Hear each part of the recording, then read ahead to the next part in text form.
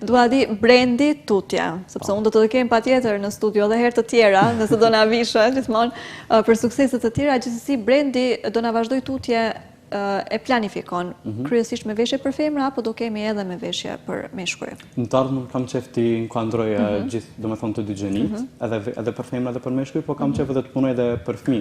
Në të ardhmen, dua t'i kem krejt, aty dua t'i inkuadroj e krejt punë. Po për fëmi qëfar? Se kjo edhe kjo pjesa interesante, se zakonisht ose miremi me veshje për të rritur, zakonisht i kemi, po.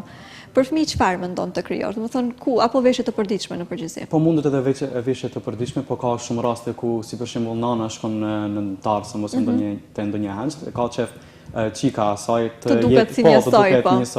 Dhe mendoj që shumë se një bukur, edhe kisha pas qef me punu. Ose edhe ato teshat katë që i quajme, apo sutë për djalosha të vegjël, po edhe ata duken shumë bukur ashtu.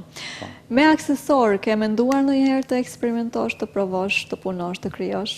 Po tash vitin e dytë kemi në plan program të bëjmë aksesor për te profesori Nikolaj, na tregon neve se si të bëjmë kolekcione, na tregon edhe shumë lande tjera, dhe për taj kom përgatitur një 25 kg aksesor.